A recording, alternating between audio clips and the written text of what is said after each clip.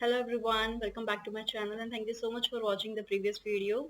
And now in this video I'm going to cover topics like written test, GD and PI that will be helpful for you in the campus interview. Though this video got delayed due to some other engagements I had, but anyways, let's start with the written test. So generally companies who wants to take the written test, they declare in advance. They even give a schedule to ICAI. Like suppose their interview is scheduled on 28th, so their written test maybe 2 or 3 days prior to the interview. But few companies do not declare written test in advance. When you go for the interview, then only you will be knowing that there is a written test or not. Why I'm sharing this, because if you are looking towards a schedule which is showing like these companies are going to conduct written test on these dates, then you cannot predict like other companies will not have the written test. They still reserve the right to conduct the test. Second thing is like for written test, if on the basis of the scenario which have been seen, I can categorize the written test in three categories basically. First is which is in which there are questions like based on quantitative aptitude, logical reasoning, quick maths, etc. So basically, for example, IT based companies like TCS, Infosys, they conduct this kind of written test. And even yes, Futures First Limited, that is a finance based company, but yes, Futures First had a written test in which there were aptitude, reasoning and maths. Second category I can say, which is based on our subjects related to CA subjects. So for example, Capital First Limited Limited had a test which was based on SFM, the ratios and all. Third category I would say which is basically a mix of both first and second. So in which you will be seeing the questions which are related to aptitudes, and there will be questions which are related to our subjects as well. So for example, Wipro conducted this kinds of test. So these are the basically categorization which have been seen yet. Now for written test preparation, I would suggest basically if you guys feel like that you can prepare these aptitudes and all in upcoming 10 to 15 days, then only invest your time in this, because these area are just we most of us are not familiar with this. Basically I can say this is not our cup of tea. So if you guys think you can prepare, then only invest your time. Second thing, revise your syllabus, because that will help you in written test or in PI as well. So do that for written test. So that is a quick summarization about written test, because the scenario which have been seen is like the percentage of written test is less. Normally companies start with GD and then they take PI. So GD is next very important area. So let's discuss about the GD. So normally GD happens because the number of shortlisted candidates are high. A company can shortlist 15 times of its number of vacancies. So suppose a company is coming with 10 vacancies, so it can shortlist 150 candidates. Now it is difficult to conduct interview of 150 candidates individually, so they have to conduct GD to choose best out of those. And so generally companies have GD as a first round or as a second round after the written test. And normally GD happens in a group of 10 to 15 candidates, and out of each group they may select 10 to 4 to 5 candidates, or they may select 6 7 candidates. This is basically as per requirement of company, so they can select on that basis. Next thing is like basically on the basis of the scenario which have been seen, for GD can be of two types. Firstly, like which is this is very normal, they will give you a topic or they will give you a case study and will ask you to discuss. And another type can be they will give you a topic and they will ask each candidate of the group to speak about that topic one by one, so that they can analyze everyone and they can hear everyone from every candidate very carefully. So that can be two types of the GD. Now the next most important thing is like how you should present yourself in GD. So for that, I would say that firstly clear one thing in mind, that they are not sitting there to judge your opinion. They are sitting there to judge that how well you support your opinion or how firm you are about your opinion.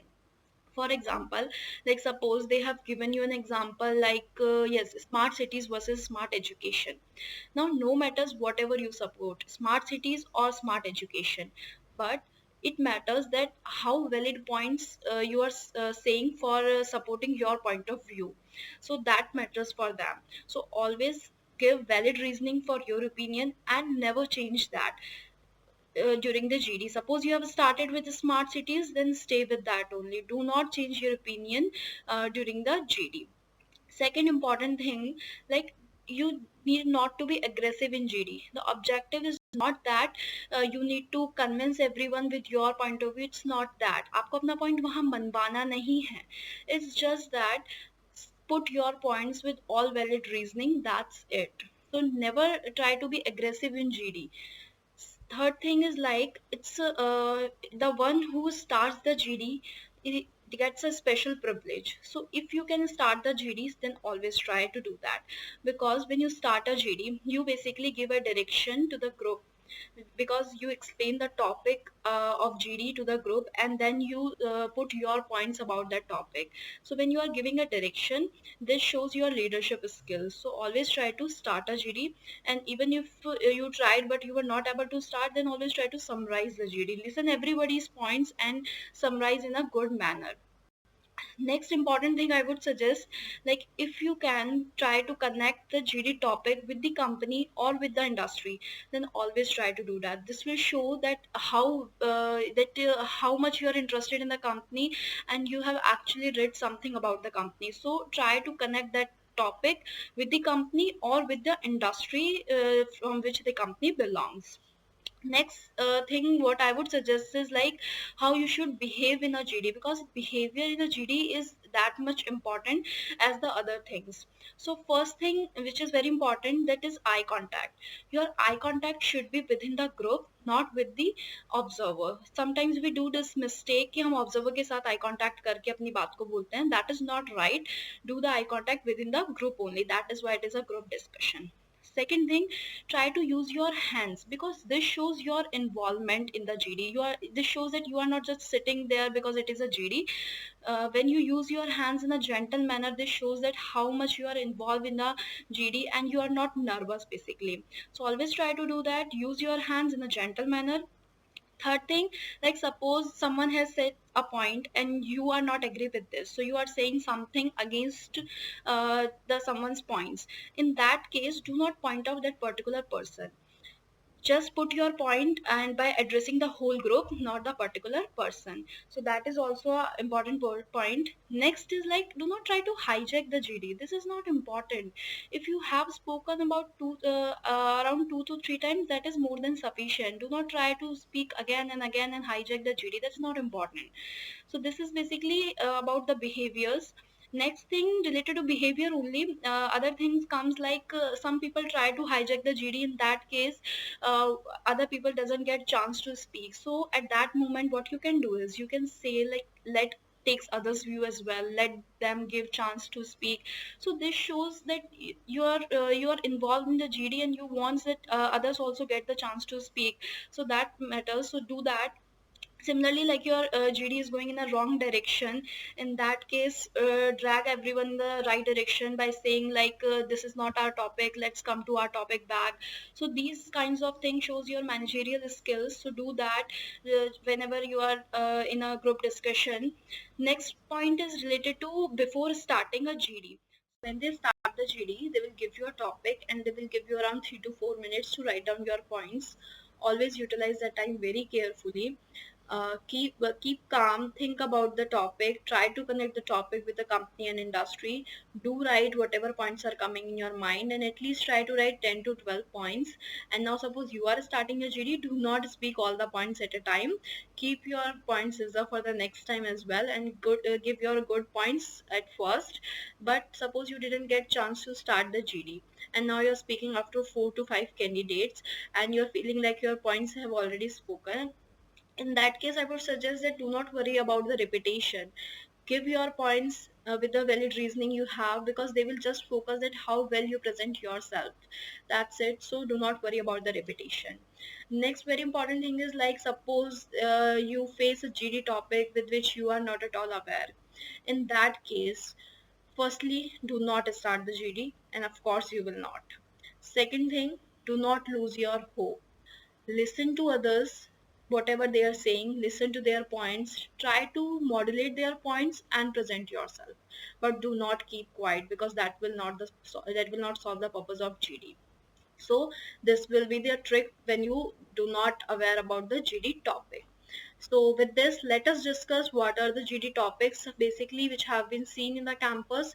So normally GD topics are in the campus platform, campus placement are normally generalized topics like current affairs, issues which are running in the limelights, or different opinion based topics like social media is helpful or harmful, smart city versus smart education.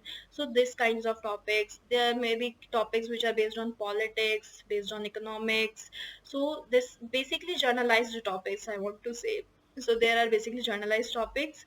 Next thing is like let's us discuss about the GD preparation. So for GD preparation, what I would suggest is read daily newspaper, collect the news which have happened in the past 2 3 months, recollect that, read that.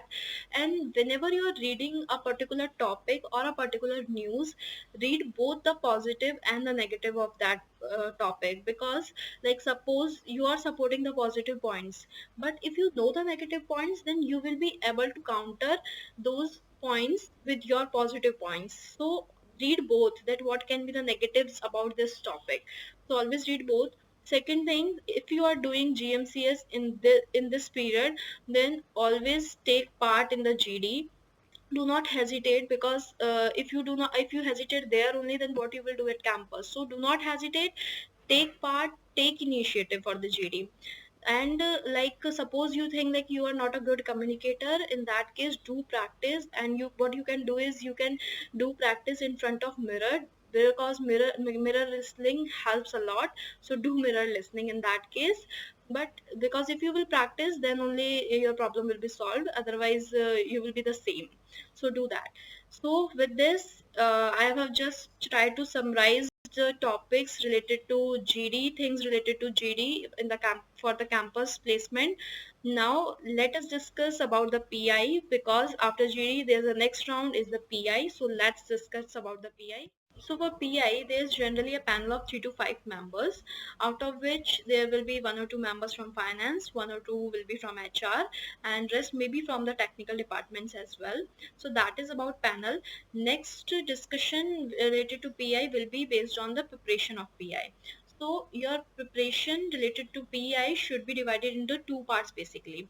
First is generalized preparation, that will be before shortlisting, and second is company specific preparation, that will be after shortlisting. So when you are doing the generalized preparation, in that case what I would suggest is, firstly select 1 or 2 subjects which are your favorite, and at least try to command over that. Because sometimes they ask questions like what are your interest area. In that case, suppose you answer taxation is my interest area, then you should have at least command over the direct tax or the indirect tax. And suppose you say finance and accounts is my interest area, then you should have command over the accounts or the SFM. So do that firstly. Secondly, suppose like you have cleared a group in this attempt and you have cleared another group 2 to 3 attempts back. In that case, there's a possibility कि उस group के अंदर जो चीजें थी आप वो भूल चुके हो, या फिर कुछ amendments आ गए हैं. So do revise that group which you have cleared before. Next important thing is like do prepare some HR based journal questions, like tell me about yourself, tell me about your articleship experience, and what are your strength and weakness, what you do to keep yourself motivated, what you do to keep yourself updated, why we should hire you, why you wanted to become CA, why you want to do job, why you don't want to do practice. So these are the basic generalized question which you can prepare in this scenario, so that you can answer well at the time of interview. Next important thing is like just go through your CV well. Whatever is written in your CV, you should have command over that. Because sometimes they ask you to just go through your just let us go through your CV. So they do that. So your CV should be on your tips. Next, let us discuss about the company specific preparation after shortlisting. So suppose you have shortlisted by XYZ company, then what you need to do is go to company's website and see what are the recent steps taken by the company, any merger, any IPO, any new investment, or any new news about the company, anything. So just read that. Secondly, just find out the financials and the annual report of the company and analyze that. And what you will analyze in that, then of course you will see the turnover and the profits. Along with that, try to understand the financials and try to understand India's adjustments in those financials, and just try to understand GST impact over the company and over that industry. And suppose that company is listed company, then you can also read the market scenario of that company. So when you do these things, of course, at fresher level, they do not expect much from you. But if you do this homework, you just what I would say, like, you just keep yourself different from others. So that is the importance of doing the company specific study. Next important thing from my side is, like, sometimes companies give their own form along with your CV. They ask you to fill that form as well. In that case, there are some areas, like other things you want to specify. We generally skip these points. What you need to do is do write there that yes, I have done GST, I have analyzed GST impact on that company and the industry, or I have done study about the India's adjustments, India's impact over the company, or I have seen the market trend of the company. I am analyzing that. I have analyzed the things what are increasing the revenue of the company, or what are the major areas of expenses of the company. So something like that, utilize that portion, because when you utilize that, they will see it, then they will start questioning from that only, and you will be again different from others. So do that. Next thing I would suggest is, like, for the PI, basically your PI is in your hand only. It's up to you how you mold your interview, because in interviewer mind there may be two or three questions that can be fixed, but other questions depend on your answers, what you are answering. So always focus whatever you are saying. And suppose there is some question and you don't know the answer, then clearly say no. Do not try to mess up, because if you will try to answer, then they may ask another question from your answer only, then you will be in a mess. So avoid that. Clearly say no if you don't know anything. Next very important thing from my side is, like, before campus, you need to attend one interview at least of go and give an interview from any company. So just give one interview before the campus, because that will be basically, उससे आपको पता चलेगा कि, if I can say, like, कि आप कितने पानी में हो and what are the things you need to improve. So campus interview से पहले एक interview जरूर देना. That will be really helpful. And next important thing basically is, like, communication. So your communication should be good, your eye contact should be good, your voice should be clear, your confidence should be proper. But that doesn't mean that your language should be English only. You can speak in Hindi, you can speak in a mixed language, but just speak confidently, because if you are confident, then you can win it. So just remember this, your confidence will help, and nothing else will have. So just be confident, because you are a chartered accountant. And suppose you are cleared in 4 or 5 attempts, and you are thinking, like, मेरा तो 4 5 attempt में हुआ है, तो मैं तो CA ही नहीं हूँ, ऐसा कुछ नहीं है. If you are shortlisted by a company, no matters how many attempts you clear the CA.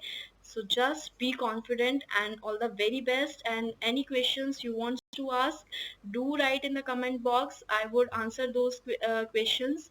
So thank you so much. I hope this video was helpful. If anything which I missed, do ask in the comment box. Thank you so much.